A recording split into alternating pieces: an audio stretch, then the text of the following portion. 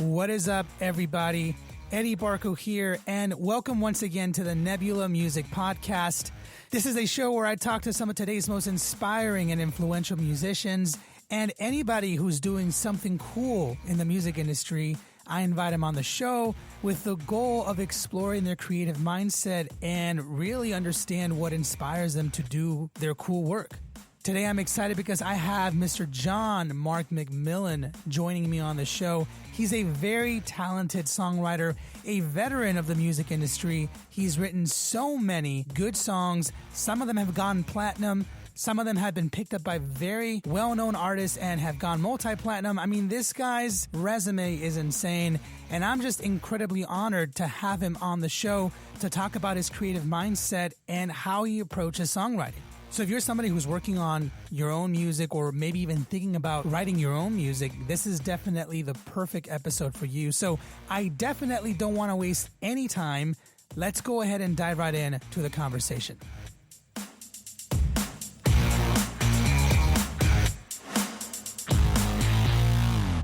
What is up, everybody? Eddie Barco here, and welcome once again to another great episode of the Nebula Music Podcast. I'm telling you, I'm excited for this artist that's coming up, and I know I say that a lot, but like I always say, I'm excited that I get to talk to people that I admire and musicians that do really cool things because it allows me to grow, and I know it helps you guys grow. And so the cooler the people I can get on here, the better. And today is definitely no exception. I have a very talented, and I mean very talented artist joining me today. I have Mr. John Mark McMillan. How are you doing, man?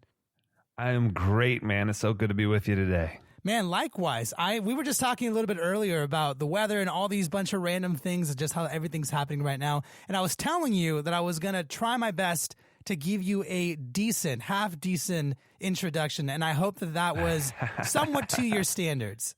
Yes, totally. Perfect, my man. Well, John, I want to go ahead. I mean, normally I would love to just talk about you for hours, but I'd rather not do that today. I want to honestly just let you do most of the talking today. I want to go ahead and just sort of give you the space to just let me know like where you're from. I know that you're a very talented songwriter and you've been around for quite a bit and you've had a very successful career. So why don't we just start by getting into maybe where you're from and how you sort of started doing music, and then we'll go from there. Yep, totally. So I am from Charlotte, North Carolina. I live here now, and I was born in Charlotte, which is a little bit of a interesting city to be a traveling touring musician. But I have a lot of family here, so it's been great. Because I've got kids now, and so touring, it's great to have family around for touring. So Charlotte is where I'm from. It's where I live, and I started playing music a little bit later than I think most people. Like most of the guys in the band I play with, and people I interact with out in the world, I feel like they all started when they were young. I picked up the guitar like in my late teens, and I don't think I really started writing songs until my late teens, maybe even my early 20s. Is that rare in the songwriter community to start? I feel like it is. Well, I feel like a lot of people grow up with music, but I didn't really grow up in a musical household. So I feel like I was kind of late to the game, you know? Yeah. Which I find rather surprising because I think in my world, when in the touring musician world, it's I think you are partly right where most people start from a very, very young age. And I don't know what a very young age would be. What, like maybe 9 years old, maybe 10 years old, somewhere around there. Yep. And then it is stranger to find people that pick up the instruments a little bit later in life. Why do you think it's strange for songwriters to start a little bit later? I mean, it sounds to me like you're a bit of an anomaly in that sense. Well, I think that there's you got to do a lot of work musically before you start making the kind of music that you enjoy. You know, it's like you got to learn something about music. I did play the saxophone in middle school, but I don't even count. I mean, I love the saxophone, but I don't count what I did as music because I feel like I just did what they told me to do, but I really didn't learn the theory, you know, or really pick up any of the music. I just they showed me the notes. They're like, play this. And I did, but I don't know that I ever caught the music that way. But I think that you have to have somewhat of a foundation before you can start creating. Maybe that's not entirely true, but I feel like most people do. At least a lot of the people I look up to, they started really young. And so by the time they were in their late teens, early 20s, the music part of it wasn't something they had to concentrate on, Yeah. and they focused more on creating, as I was still kind of learning music at that age. I mean, I was creating too, but that's been one of my challenges was early on. Like I didn't know guitar chords, and I didn't have great pitch singing, and all that matters a little bit, when you're trying to write, you have the tools that you have, and when your tools are limited, you can still be creative. And I was, but at the same time, like, it's a lot easier for some of my friends who grew up playing because they seem to have this unlimited supply of musical vocabulary to create.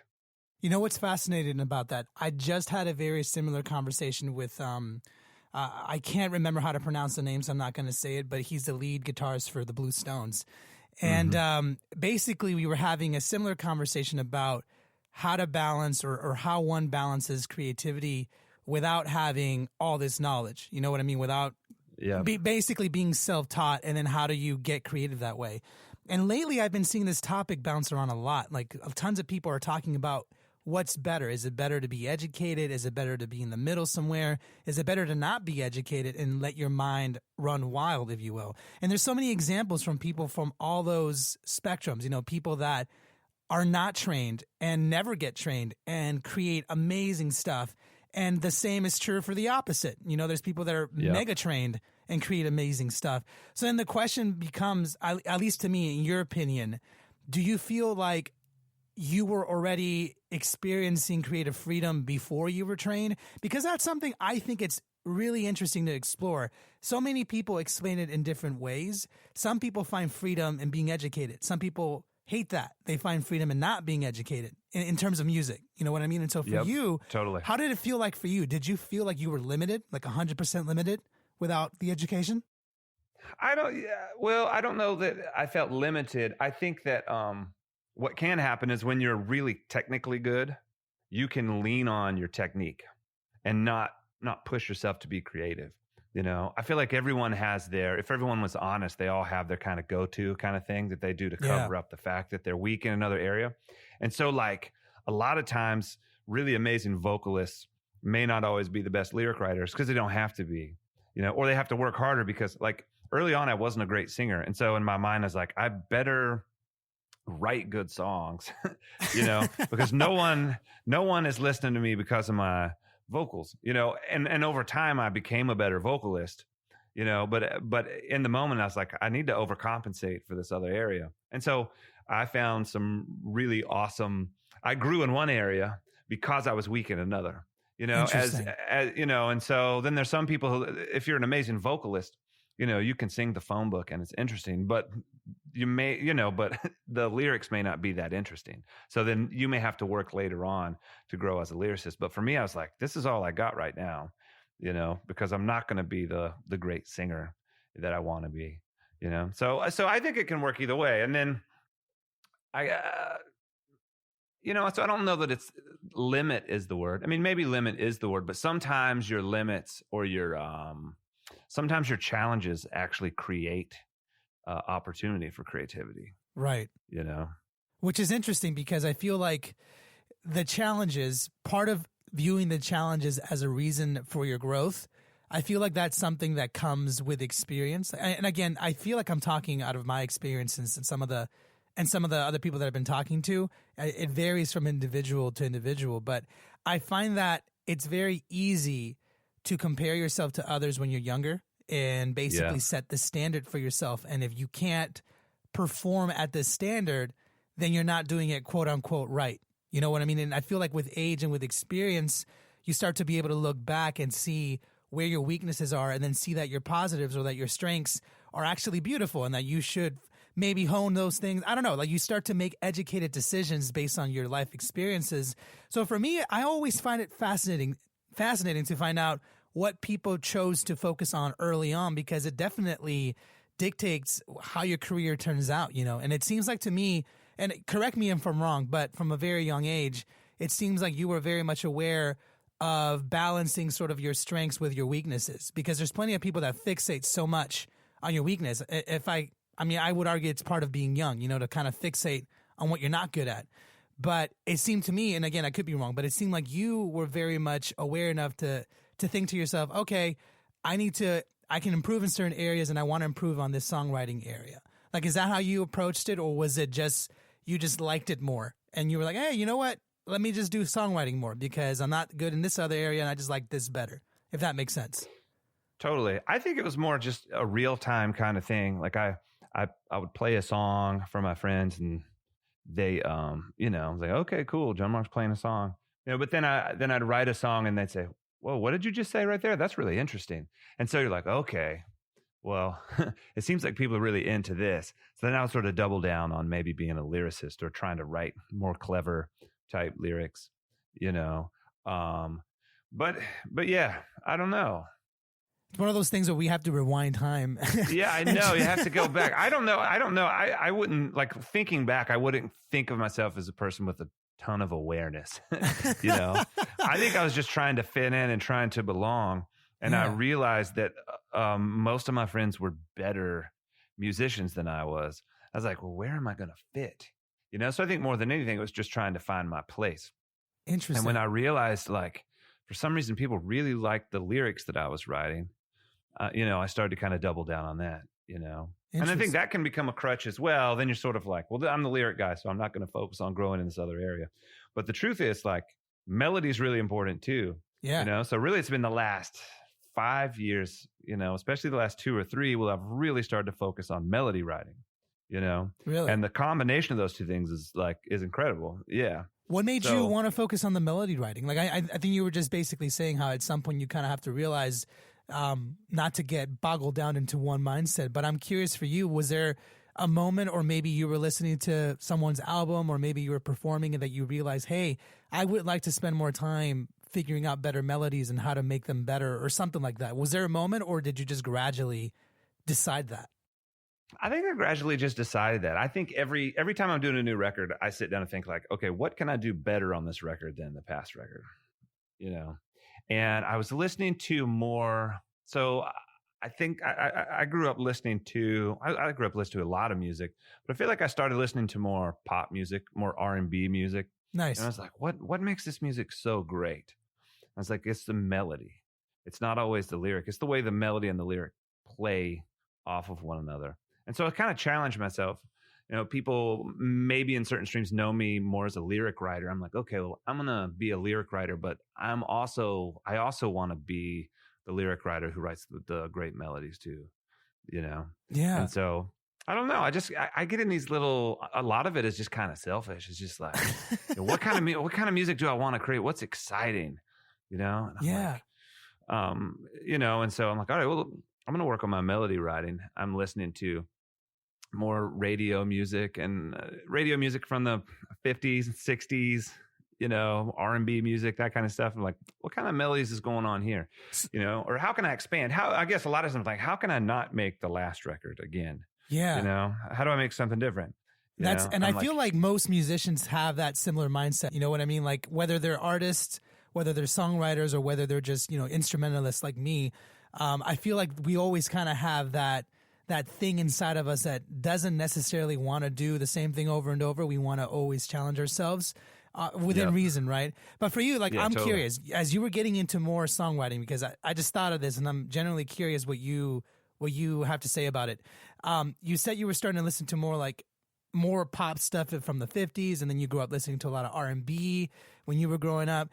Are there any broad differences that you can tell on melody when it comes to the 50s and maybe what you grew up listening to? Because for me, the first thing that comes to mind from the 50s is like straight up that classic rock and roll and doo-wop. Like that's the only thing I can think of from the 50s, maybe a little bit of jazz, but those are the predominantly pop things. Versus like the 90s pop stuff that I grew up on, I'm thinking boy bands, I'm thinking, a lot of R&B artists, maybe even early rap. So I'm curious for you, like, are there some differences that you noticed right off the bat as you started exploring melodies and started to improve in your songwriting? Did you notice any major differences in how melodies have changed, or songwriting in general has changed from then to now? And I know it's a pretty broad question. Yeah. But I'm just curious what you noticed. That's definitely a huge question. But I think that, some of the melodies that I was writing earlier on, that are maybe more inspired by, more sort of like 90s, early 2000s rock, or even like the Springsteen and the Dylan stuff. It's like they're super wordy, but I think the more pop melodies are a little more simple, not in the sense that they're dumber. It's not a dumbed down version as much as it's like, hey, I don't want to give people any more than they want, So it's more of a disciplined kind of thing, Yeah. So I could write a more complex melody, but I'm like, I don't want to, if I want to give people just enough, I want to make them rewind, and listen to the song again. So I want to write a melody that they want to hear again instead of giving them too much. So for instance, on the new record, one of our rules for the most part was, if it doesn't absolutely seem like it belongs, then it's gone. Interesting. It's like we just cut out anything that didn't immediately feel like it fit. And I don't mean whether it was weird or not, because there's probably some weird stuff. But, as far as like, I'm not going to sing a melody or a phrase, or we're not going to play a melody or phrase not one more time that it needs to be played. Interesting. Unless we're going to be purposefully excessive. And then there's a moment we have like a minute and a half string section, but that's because we're being excessive on purpose. Interesting. And how do you decide? I mean, I think you were already starting to explain it, but how do you decide definitively that a certain part isn't good enough or isn't what you're looking for that song? Because as you were saying, I feel like it does take a lot of discipline. I've been a part of plenty of writing sessions. I'm not a writer myself, but I've seen how it's done. And to me, it always amazes me how producers and songwriters are able to, you guys are, I mean, I'm not sure if you behave this way. I'm assuming you do, but from what I observed, it's almost as if you're behaving on a budget. This is the metaphor that I use. It's almost as if like a song has a budget, and as you're making the song, you're kind of sampling different melodies and everything has a value. And it surprises me how quickly some of these songwriters I've seen can be like, you know what, that melody's cool, but nah, never mind. And to me, like, because I'm a drummer, I can get fixated on certain phrases or certain things that I like because I've worked hard to make these things. But I'm amazed at how quickly these songwriters and producers just cycle through ideas. They're like, oh, that's cool, but you know what? It's too much. That's cool, but you know what? It's too low. That's cool. It's just too fast. You know what? This is the one. And that's it. Boom. So I'm curious, like, do you behave that way? And how do you decide, like for your new record, how did you decide when something was just right and when something just wasn't working? Totally. Well, I think our rule was basically like, if we have to ask the question, then it's gone. Interesting. Like there's a point where they're like, all right, we need to do a double chorus here because just everyone feels it, like we have to, do we do the bridge one more time? And someone be like, well, that would be cool. I was like, yeah, it'd be cool, but do we need it? And it's almost like, well, if we're asking the question, then like, it's gone, does it work without it? So it wasn't like, I wouldn't call it a minimalist production wise, because there's a lot of weird little things going on, a lot of textures and things like that. But as far as the part itself, for instance, like I love Tom Petty's whole, like, don't bore us, get to the chorus. So a lot of my songs have like a 2-line verse, and it's sort of like, all right, well, if we get there with 2 lines, no reason to write 4. Interesting. And as soon, and honestly, in the past, I wrote really long songs, and we'd do things over and over, and it was a little bit more atmospheric, or maybe you jam a little bit. But on this record, I didn't really want any of that. I wanted it to do just what it needed to be done, So It's sort of like, if it feels good, we'll keep it. But if there's ever a question, and it's not a question of whether or not, is this going to work commercially, or is this going to fit the radio? It's more like, let's see if we can create the most exciting and catchy thing that we can possibly create within reason, Yeah. And so we just kept trimming it.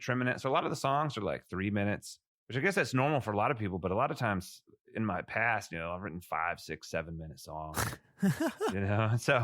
So for us, we were really trimming it down. That's 5 minutes is definitely a little bit longer than people are used to nowadays. I mean, if you look back at music from the 70s, I feel like having a 7-minute song was the norm. You know what I mean? You needed that 3-minute guitar solo somewhere in the middle. Definitely. You know what's crazy? What I thought of when you were explaining whether you needed something or not. it kind of made me venture off into this world where I feel like, and I think it's self-explanatory, but I think it's important, especially for some of the young up and coming songwriters to know it's that the important part is to hone in on what's important to you, right? And I'm assuming that's what you do, because when I think of what's important to the song, I don't know why, but I keep thinking of Michael Jackson a little bit. I was watching this documentary, and I can't remember the name, but I remember Quincy Jones talking about him. And Quincy Jones was saying how, I think the song was either Smooth Criminal or might have been Billie Jean. I'm not so sure. I don't remember. But I remember him saying how he was complaining to Michael that all his intros were too long, that they were just, I mean, all his intros are, when you think about it, Michael Jackson has like minute and a half intros, and then he starts to sing. And Quincy wanted to cut all these down, and he said that Michael's response would always be, but it makes me want to dance. Like, and I want to dance. And so they would keep it. And these songs are all, for the most part, they're all classics, right? So that kind of rings a bell to me, you know, that to Michael in his songwriting process, the important thing to him was to dance, which I feel like most of us can kind of get that feeling from his music. Mm-hmm. And so for you, would you say the important part was to get to the message? Would you say, like, in musically wise, in that retrospect? Yeah, I think more than anything, I just wanted to create something that made me want to listen to it again. You know, and like for me, it was like, how can we sort of make this so exciting that we're going to want to rewind it? You know, and I think in the past, like I've made music more like, you know, hey, what does it feel like to be inside the song? Let's get inside the song. Let's be in the song. You know, and this time I'm like, because I've never tried to make pop music. And maybe that was really sort of the thing for me, is like, I know that I'm not a pop writer for the most part, you know, like, but if I was going to take my sort of weird existential ideas and create pop music out of it, what would it sound like then? And so that was kind of the idea, you know? And so I was like, okay, well, how do we get to the point very quickly, you know? And then how do we not hang around too long, you know? Yeah. So that was kind of the idea. Like, can we like pretend we're making pop music in a sense, in the sense that it's almost like, you know,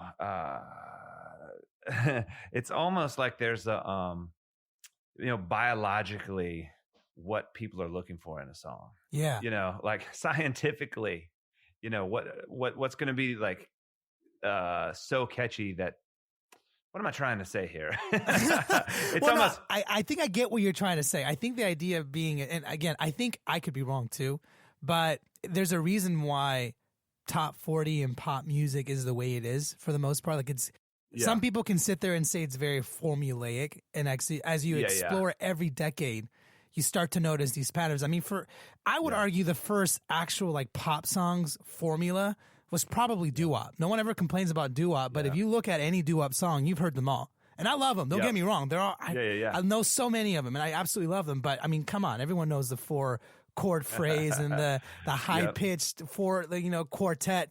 All of it. It's all the same. And so I think what I have learned is that every decade we sort of have, as the younger generation evolves and they decide what they like, the industry kind of models itself around that, and then other music evolves from that into different genres. And so I think what you're trying to say is that pop has a formula, not because someone sat there and like wrote it. It's because it's just kind of how it evolved. You know what I mean? Like it's what people like. It's the length that people like.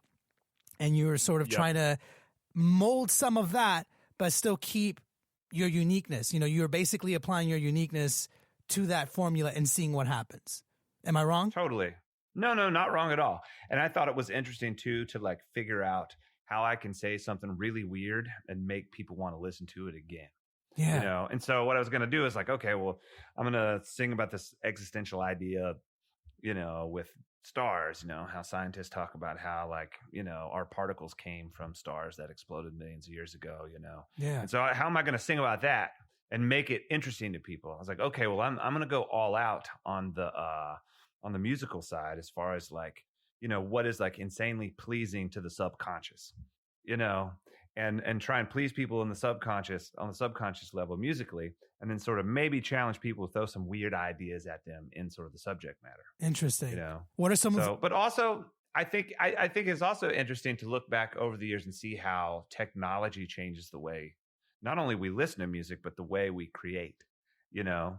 So like, I think that because people have access to so many songs, I mean, millions of songs, hundreds of millions of songs, man, hundreds of millions of songs. Has it even hit 1 billion yet? I mean, I wouldn't be surprised, right? Yeah. But like, I spent thousands of dollars on CDs growing up, and I probably had, I don't know if I ever had 1,000 CDs, you know? Yeah. So it's like, that's what I had growing up. But now people have so much music. It's like, if you don't hook them pretty fast, then it's like, well, you're competing with like the Beatles and Michael Jackson and Beyonce. You know what I'm saying? You're competing with everyone because they all have it on their phone. So I think that, well, not only that, and I don't even think this way necessarily, but you get paid when people listen to your song twice. Back in the day, they just bought it, and that's all you got paid. Now it's like, I need you to listen to my song 400 times, you know? And so I don't know that that's a conscious thing, but I think that maybe subconsciously, you know, people are making songs a little bit shorter because it's like, hey, I want you to listen to me again. And I don't want you to get bored because I'm competing with 1 billion other songs. Yeah. So, you know, but I feel like that directly influences the way people make the music. I mean, I agree with you 100%. I think it's something that we don't normally think about unless we start talking about it like we're doing right now. But it is interesting how, because of the way the music industry has evolved as a whole, our attention span has gotten a lot shorter. I don't know. I'm curious for you because there's a couple of things I want to ask, but for you specifically, in the genre of music that you're in, is shorter better, or does it even matter? I don't know. I don't know that it matters. I don't think about it so much as what fits the genre, you know? Right. I will say, like, because I'm sort of in and out of maybe the Christian contemporary world. And what's interesting is that I feel like the tempos are slower in Christian contemporary music, which is really interesting. Like Christian radio is going to be a little bit slower, you know? As you listen to most hit songs per era are about the same tempo, like by a few clicks, you know, if you compare them. And so but in Christian radio, it's the same. It's just they're a little bit slower. I don't know why exactly. Yeah. Maybe that like it's a little bit more focused on a message or on the words, you know, but yeah, I don't know exactly if short songs are more popular in my genre or not. Yeah. You know, I think I'm not on the radio a bunch. I mean, I've definitely written songs that have been big radio hits, especially for other artists. But really, that's when you really start talking about time, you know, because they'll totally not play you if you're too long. Yeah, for sure. You know? And so you got to do the short version. Well, yeah. You know? But then if you're doing a lot of licensing and stuff, they cut you down anyway to fit you know, the commercial or the movie or whatever. You have to fit that time frame. You have to fit that 60-second time frame that they've got. Yeah, totally. How does it feel like as a songwriter? And this is actually something I wanted to ask for so long. Sure. And I'm just happy that I have the opportunity to ask you specifically. How does it feel like as a songwriter when you've written something for an artist, then that music, you know, does well, is successful, is licensed, and maybe even goes viral sometimes. But the idea is that song does well, and your creativity pretty much played a big role in that. What I'm curious about is, how does that feel?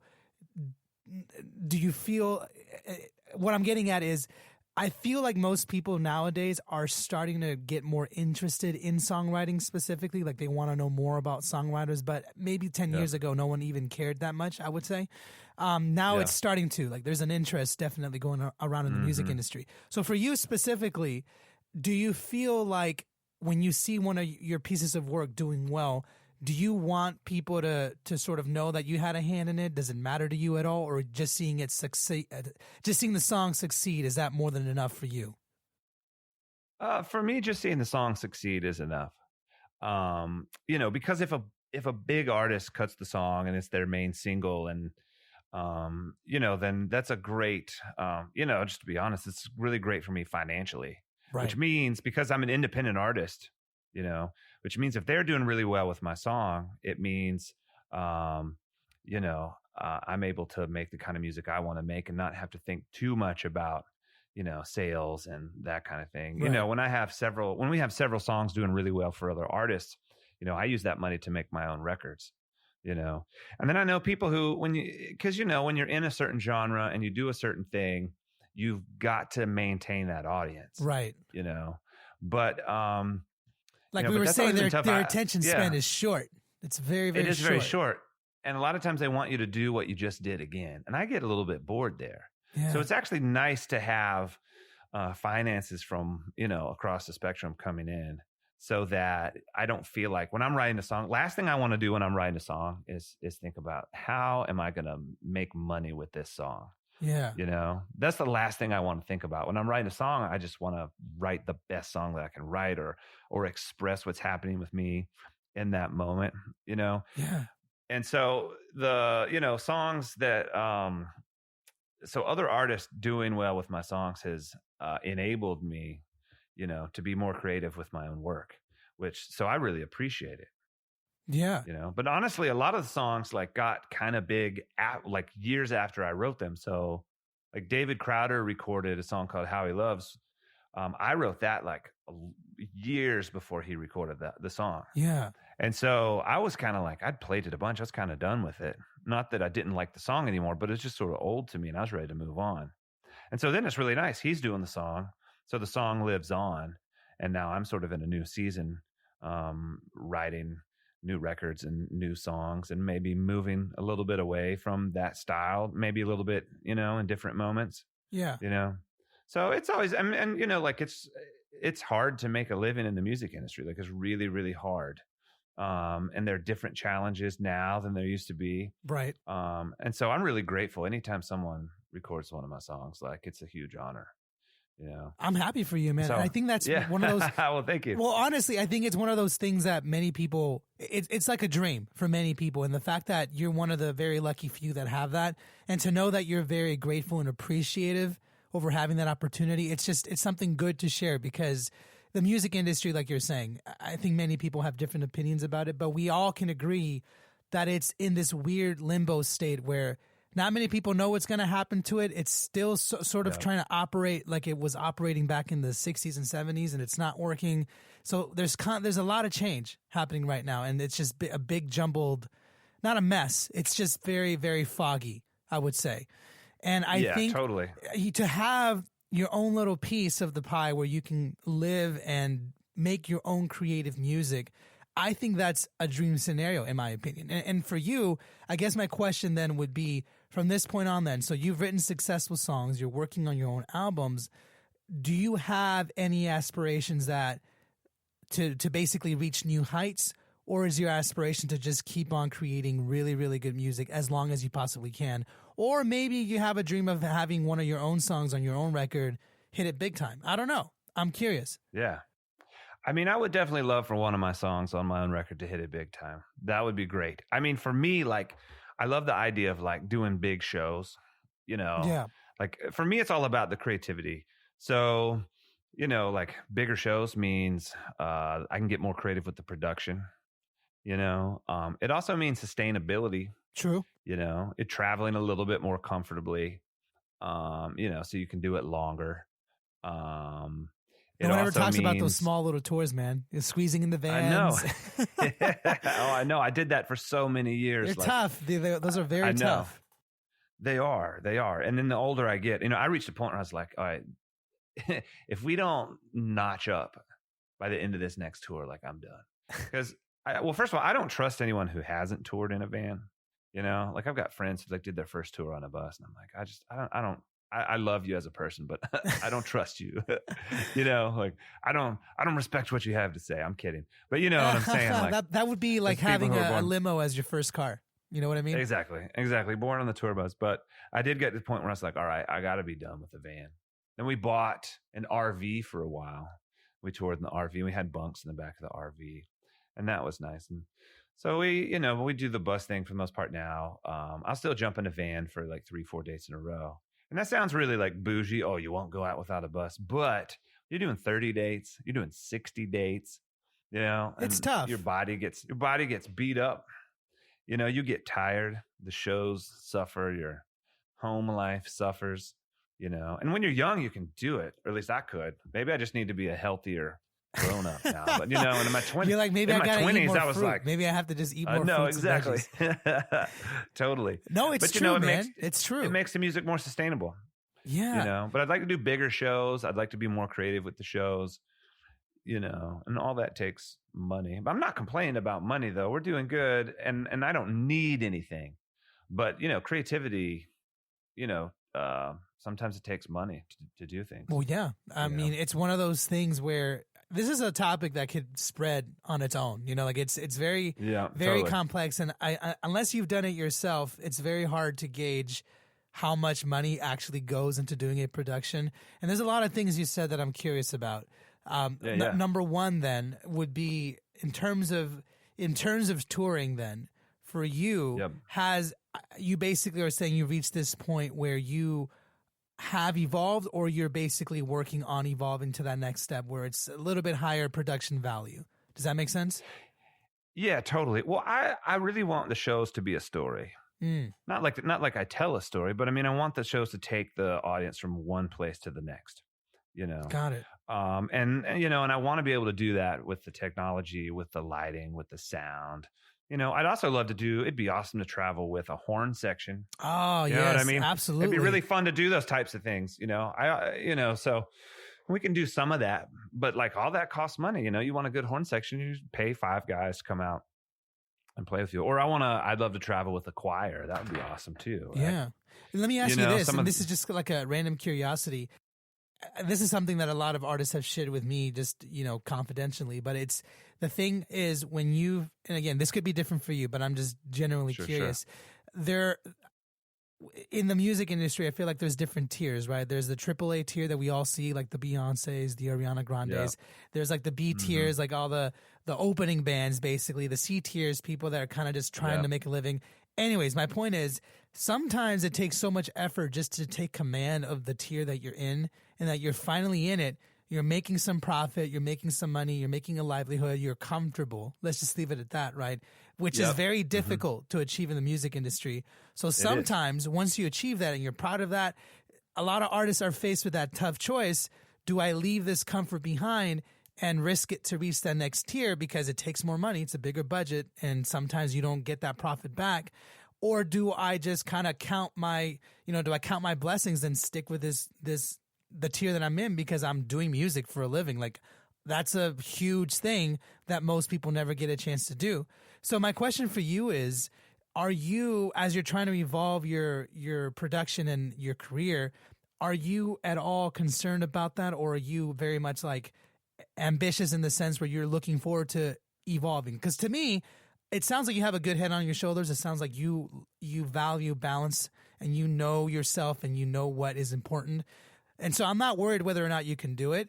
I'm generally curious what fuels your decisions. You know what I mean? Because many people listening, they're aspiring to be a songwriter or whatever, would kill, to just have one song on someone's album, right? And then they'll be good for the rest of their life. But it seems like you want to tell a story, at your own pace. So I'm curious, where that fuel comes from, like where that ambition comes from, if that makes sense. Totally. I feel like for me, like when I wake up in the morning, I have to do 2 things to be okay with my day. And not, I mean, maybe even subconsciously. It's like I get to the end of the day and I haven't done these 2 things. Then I feel like I wasted my day. I need to get something done. I need to accomplish something, and I need to be creative. Yeah. It's like if I feel like I did something creative, like I experienced a creative thing, but like I wrote a part of a song, like even just a part, or I came up with an idea, or even if I wrote, it could be some days as small as like I wrote an awesome Instagram post today, but like I created something. It's like I created something today. Then I got something done. I moved the football a yard down, or one of the 14 footballs that I'm trying to get to the end zone. I moved it down the path. And so for me, like when I think about not having goals. So like honestly, like my life is like, as far as I'm concerned, like I'm happy in my life, with my house, my car, my dog, my family. Like I'm really happy. But for me, I need a goal to get out of bed in the morning. Like I got to have something to accomplish. I got to feel like I'm conquering something. Yeah. So for me, it's like, and maybe it doesn't matter if I ever get to that next level, but I have to constantly think about that next level because that's what keeps me excited where I am now. Yeah. So like going out and doing shows, playing for 400 or 500 people a night is awesome. I love it. But part of the reason that I do good at playing for, 4, 5, 6, 700 people is in my mind. I'm like, we're going to kill it tonight. And then next time I'm going to play for 1,000 people. But even if I never notch up, you know what I'm saying? Yeah. It's still like something about the goal of like, not even 1,000 people. But guess what I'm saying is like, next time I'm play for 501 in this market, people, I'm going to have a connection with these people. And it's going to be such a connection that they're going to have to bring other people with them because something real exciting happened while I was here. But for me, it's a little hard to be, I don't want to use the word complacent. That's a negative word, but for me, like I've got to have a goal. I've got to have a wall that I'm pushing against. Yeah. It's almost like working out or something. I've got to have some sort of resistance. I have to push until I meet the resistance, Yeah. And so I think for me, it's like, it doesn't like, like it would be awesome if I got to headline at Madison Square Garden. You know what I mean? Like it'd be awesome to headline.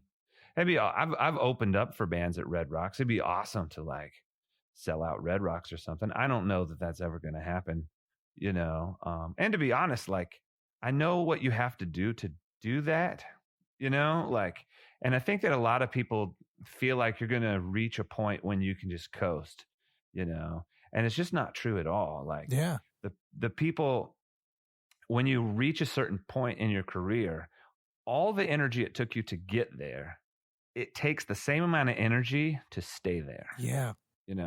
And so like, I got to have something to push against, but I'm also like, and this is honestly where I'm conflicted, to be honest, because like I do have these goals and things I want to do, but also sustainability, is a huge factor. Cause I could, I could take more gigs. I could be out on the road more. But at the same time, like if my family life is falling apart, like I'm a wreck, Yeah. like the two, and I don't guess a lot of, like, I mean, a lot of people do a lot of their touring when they're younger. Like I'm 40 and I'm still touring and I'm loving it. But at the same time, I have kids who are growing up.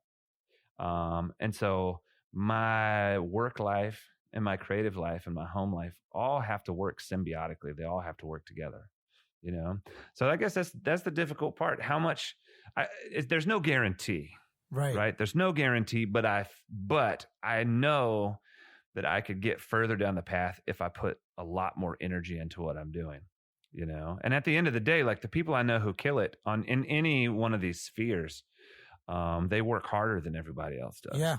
And so part of the equation is, what are you willing to do that other people aren't willing to do? Yeah. And so every day I have to wake up and I have to make that decision. Like, all right, what am I willing to do?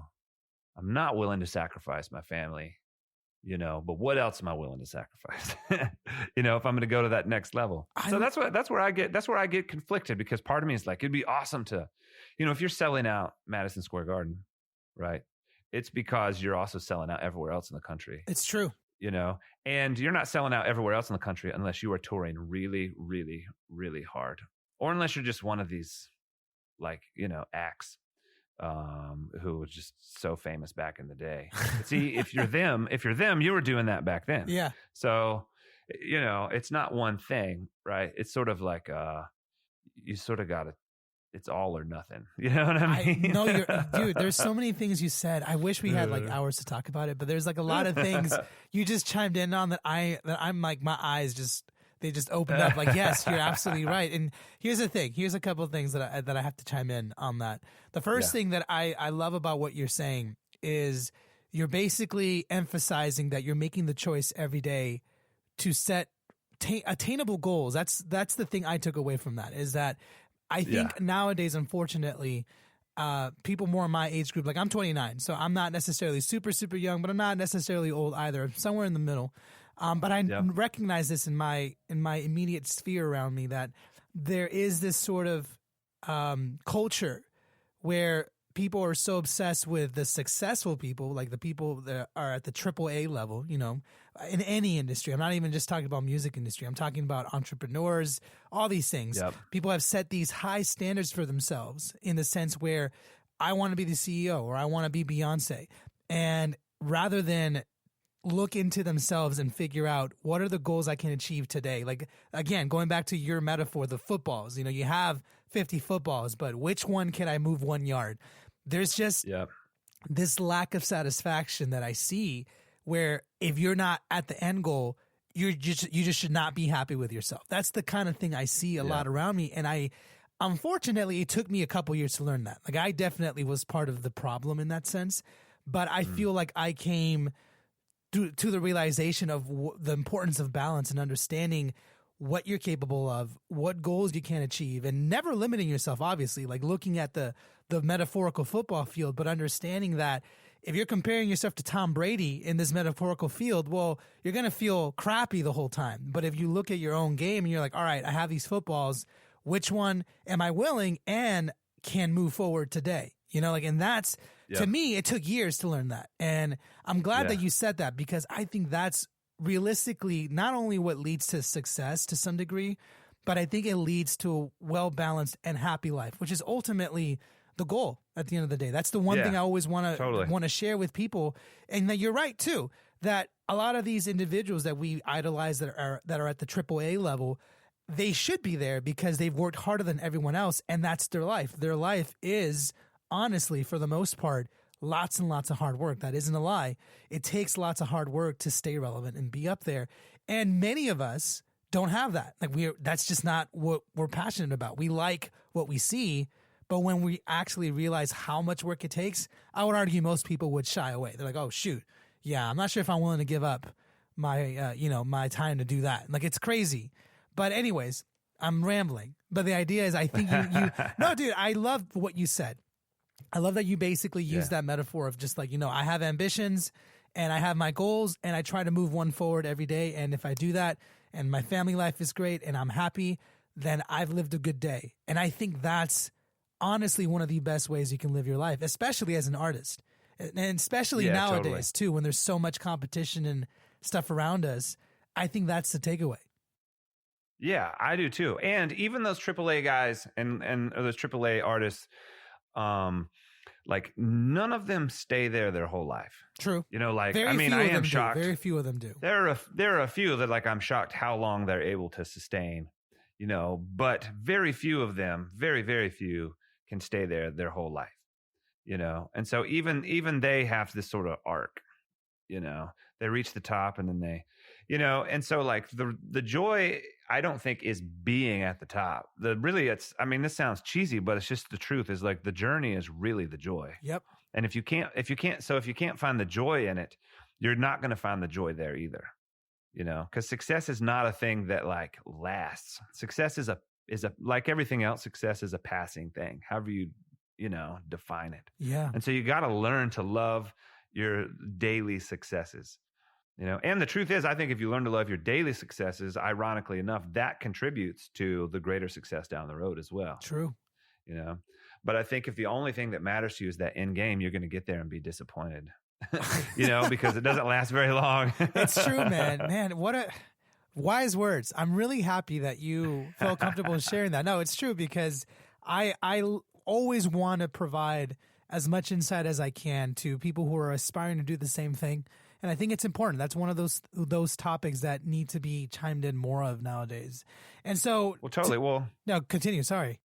Yeah. And I was gonna say, even John Lennon, you know, after the Beatles broke up, it took him a long time, you know, to start writing his own music. Yeah. And I saw a documentary, and the reason was that he realized he was competing with the Beatles, the greatest, you know, band of all time, most popular, most influential band of all time. You know, and he was afraid, you know? Yeah. And so, like, he had to get to the point where he's like, you know, it's okay if I'm never as successful as the band I was in. I got to be able to do it just because I love it. Yeah. You know, and John Lennon says, this is one of my favorite quotes: "Life is what happens to you while you're busy making other plans." And I think he may have realized that during that season, because he thought, I'm never going to be as big as the Beatles, because no one is the Beatles. Even the Beatles individually are not the Beatles, you know? Yeah. And so you got to learn, you got to love it. You got to love it. I'm writing this stuff down, man. I'm putting it in my journal. I'm going to look over it. Man, to kind of end things off, I wish I had hours to talk to you, dude, because we're going to have to do a version 2 of this, because this is really cool. Definitely. But I know that your new album, People with Dreams, just came out, right? Yep. And so Yes. for me, I'm curious for your fans, what is the message that you're basically trying to share? And I think I can guess based on the title, but I'd like to hear from you the overall theme that you'd like your fans to take away from it. What would that be? And I know everyone's definition of music is different, but if you had to if you had the choice of everyone understanding the theme, what would it be for you? Yep. For me, I want to say the theme is gratitude. Is every person is a dream, and your life is a dream, you know? And I think too, even all the stuff we're talking about, I think the reason I'm talking about is it's kind of what I've been going through the last few years. You know, I have these dreams, these musical dreams. Then I realized, like, my kids are my dreams too. Yeah. You know, and sometimes you can get so focused on the thing you think you want that you miss out on what's happening right there in front of you. So to me, that's the theme of the record is, you know, every person is a dream, you know, and the people around you are your dreams. And it's not about success as much as it's the people you, meet and walk alongside of on your way to success or not success, you know? True.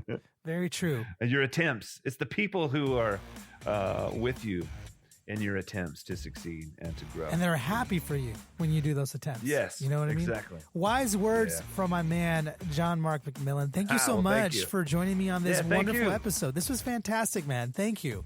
Yeah, man. Well, it was a pleasure. I loved it. I hope you enjoyed my conversation with John. I know that I definitely did. I say that a lot on this show, but it's absolutely true. I'm always blown away by the mindset of some of the creative people that I have on the show. I always leave inspired to create more cool stuff for myself, and that's honestly the goal of the show. As I said at the beginning of the episode, I really believe his story inspires many to create their own music, because nowadays we're living in a very weird time, and I know a lot of you guys out there are experimenting, making cool stuff, and I just want to take this opportunity to encourage you to explore that creativity. Whatever it is that you want to do, I definitely encourage you to dive in and explore that message inside of you that you want to express. And don't be afraid of it. Be creative. Let it go where it wants to go. I think John is a classic example of what happens when you're able to hone in on what it is that you want to try and say and choosing an art form to convey that message. I think it's clearly obvious that he's very talented and very good at what he does. And I think all of us have that potential to be really good at what we want to do. And so again, I want to encourage you to take the time. Now's the time to create something that you're proud of and that you have fun doing.